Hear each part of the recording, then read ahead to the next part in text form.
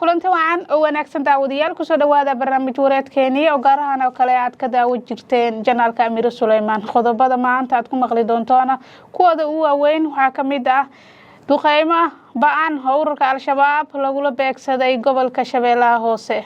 qasaaro ayaa la soo tabinaya waxaan idin hayaa wararkii ugu dambeeyay ee duqeymahaasi lala beegsaday iyo cid wax ku noqotay sidoo kale waxaan ka marnayn hiyadana dagaaladii banaay mudooyinkii ugu dambeeyay ka socday buuraha Calmiskaad ee gobolka Bari iyo sidoo kale madaxweyne Saciid Cabdullaahi Dani oo waji kale u yeeshtay shacabka reer Puntland arrimo la yaab leh oo ka qarsoon hay'ad barnaamijkan ku maqli doontaan sidoo kale daliilkii ugu badnaa ee loo geystay shacabka sidoo kalena ay geystaan militariga Soomaaliya oo ka dhacay 24 saac ee la soo dhaafay magaalada Muqdisho dad ayaa ku dhintay oo shacab ah oo waxba galabsan qodobada ay kuwa kale oo faahfaahsan ayaad ku maqli doontaan barnaamij wareedkeeni ugu horeyn hadii ay tahay markii ugu horeysay aad soo booqato janaalka Amir Suleymaan fadlan waxa ka codsanaya inaad subscribe saarto janaalka muuqaalka like saar oo share garee gaarsii saaxiibadaadana aad markale u mahadsantahay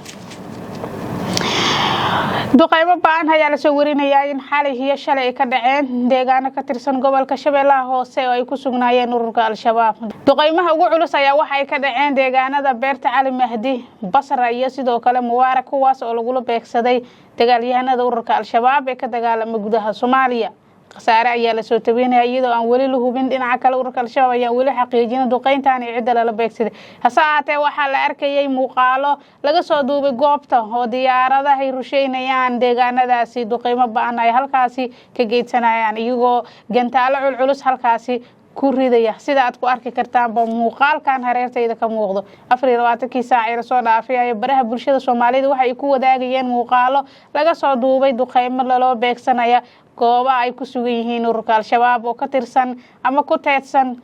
gobolka Shabeellaha Hoose ee koonfurta Soomaaliya ururka Al-Shabaab ayaa mudooyinkii ugu dambeeyay waxay duqeymo kala kulmiyeen diyaaradaha duuriyaha lahayn ee droniska iyo sidoo kale militariga Soomaaliya iyagana dagaal dhulka la galay iyagoo ururka Al-Shabaab ay sidoo kale laba laabeen dagaalka iyagana dhinacooda ay ku soo qaadiyeen iyo weerarada fariisimaha ciidamada dawladda ay ku qaadayeen bisha barakeysan ee Ramadaan ayaa ururka Al-Shabaab waxa ay sameeyeen rogal celin xoogan iyagoo qabsaday deegaano ka tirsan gobolka Shabeellaha Dhexe Hiiraan iyo sidoo kale gobolka Galguduud taas oo ay dawladda federaalka Soomaaliya markale dib u rajaynaysa inay kala wareegto dagaalyahanadaasi ku sugan iyagoo qaarkoodna dib ugu baxay kuwa kalena wali ay ku sugan yihiin ururka Al-Shabaab dagaaladan xoogooda ayaa waxay ka dhaceen gobolka Shabeellaha Dhexe Shabeellaha Hoose iyo Hiiraan sidoo kale Galguduud oo iyagana dagaalo ay ka dhaceen ayaa wali waxay isku hayaan gacan ku haynta deegaano qaar oo ururka Al-Shabaab wali ku sugan yihiin sidoo kale waxaan ka marnayn iyagana dhinaca iyo koonfur galbeed gobolada Bay iyo Bakool ayaa iyagana dagaalo culus ama guruf colaadeed laga soo warinaya iyagoo ururka Al-Shabaab ay fariisimo ku leeyihiin dawladda ama ciidanka koonfur galbeed halkaasi weeraro ay ku qaadeen ayaa haddana waxay iska caabin kala kulmiyaan ciidamada deegaanka iyo sidoo kale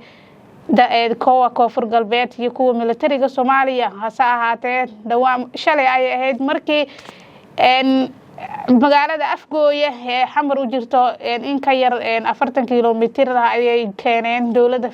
ciidamada ee militariga koonfur galbeed ama daraawiishta loo yaqaan iyagoo sheegay in halkaasi amaankooda ay ku filnaa waayeen ayna doonayaan in ay mar kale dib u wareegaan lana soo wariyay inay mar kale dib magaaladaasi amaankeeda u sugaan iyagoo la soo wariyay in dawladda ururka Al-Shabaab koox ka tirsan ee halkaasi ay yimaadaan sidoo kale dhawaan ay ahayd iyadana shalay markii ay tageen militariga Soomaaliya qaasatan saraakiil iyo ciidamo ee deegaanka ceelasha biyaha ee dagaalada duleedka magaalada Muqdisho iyagoo halkaasi sheegay in ay haweenadii ururka Al-Shabaab yimaadaan ama dadka deegaanka ay soo sheegaan si kastaba ahaatee waxaa la soo rogaal celiyay dagaaladii ururka Al-Shabaab ay ku qaadayeen ama sidoo kale xoogoodii waxaad moodaa in ururka Al-Shabaab mar labaad ay aad u soo noqonayaan bishaan iyo bishii horeba dagaalo marka la fiiriyo dagaalada ay ku qaadayeen saldhigyada dawladda iyo sidoo kale cabsida qaar ay dadka deegaanka muujinayaan waa hagaag daawadayaal dhinaca kale ciidamada militariga Soomaaliya ayaa dililka geystay gudaha magaalada Muqdisho iyadoo shalay ay ka dhacayeen banaanbaxyo ballaaran isgoyska afarta darjiino loo yaqaano halkaas oo ay dadka shacabka oo careysan banaanbaxyana dhigayeen ay ku gubeen gaari uu leeyahay booliiska Soomaaliyeed halkaasina ay gaariga ku burburiyeen kadibna ay dab qabadsiiyeen shacab careysan oo ka careysan dil loo geysaneen bajaajla ah oo joogay ama marayay wadada isgoyska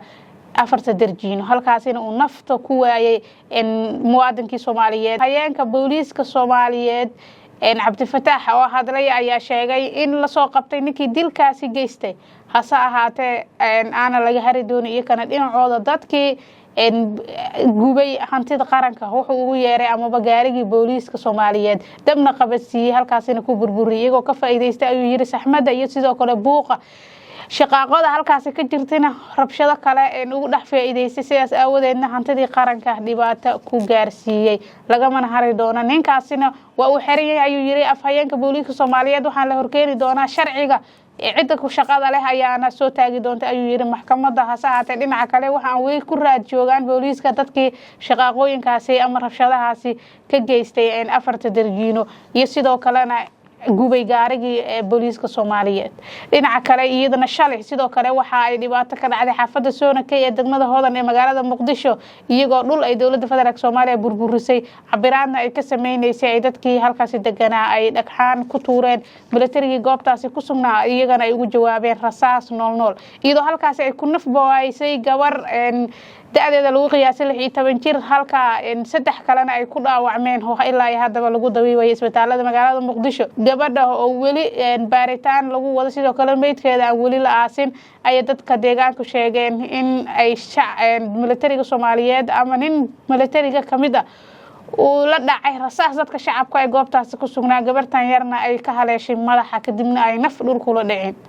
dadka deegaanka ayaa arintan aad uga carooday halka kuwa kale saddex kamid ah oo laba ay haweenay yihiin ay ku jiraan isbitaalka Digfaar magaalada Muqdisho si kastaba ahaatee 24 saac ay la soo dhaafay waxa dilal ka dhaceen magaalada Muqdisho kuwaas oo ay geysanayaan milatariga Soomaaliya iyagoo halkaasina ay qaarkood ku naf waayeen shacab aan waxba galabsan dhinaca kale maamulka Puntland oo dagaal ba'an kula jira ururka Daacish ee ka dagaalama buuraha Calmiskaad ee gobolka Bari ee maamulka Puntland ayaa waxa ay soo gabagabeeyeen wajigii labaad ee ay kula dagaalka ay kula jireen ururka Daacish iyagoo halkaas guulo ka soo hooyay sidoo kale madaxweynaha Saciid Cabdullaahi Dani ayaa shacbiyad weyn ku helay dagaalkan oo la galay ururka Daacish iyagoo dad badan oo shacbiyad Soomaaliyeed ay ku weynaatay dagaalka qaabka uu maareeyay sidoo kale sida hufnaanta leh oo dagaalka u waday sidoo kale ciidamadii ku soo dhaawacmay dagaalkaasi ay la galeen Daacish sida uu daryeelay amaba uu caafimaadkooda iyo ka warqabkooda ugu hagaajiyay dad badan oo qulubta shacbiga reer Puntland ama Soomaaliya oo dhan ayuu Dani si kale u qabsaday iyagoo siyaabo kala duwan uga hadlay qaabka cajiib kale ee dagaalkan uu galay Saciid Cabdullaahi Dani qaar baa ku maadeysanaya in madaxweynaha Saciid Cabdullaahi Dani uu ku wanaagsanaan lahaa in uu qabto madaxweynaha Jamhuuriyadda Federaalka Soomaaliya maadaama dawladda federaalka Soomaaliya ay dagaalo la gashay ururka Al-Shabaab halse sida Saciid Cabdullaahi Dani oo kale aysan ugu hufneen amaba aysan daacad uga hayn in dagaalkaani la soo afjaray dad badan sheegayaan ama ka faalooda arrimaha siyaasadda halkaas ayaan ku soo afmeeraynaa daawadayaal barnaamij wareedkeena saacadahan oo kale ka daawo jirteen janaalka Amiir Suleymaan fadlan hadii ay tahay markii ugu horeysay aad soo booqatay janaalka subscribe muuqaalka like saar oo share gare gaarsii saaxiibada aad iyo aad u mahadsantahay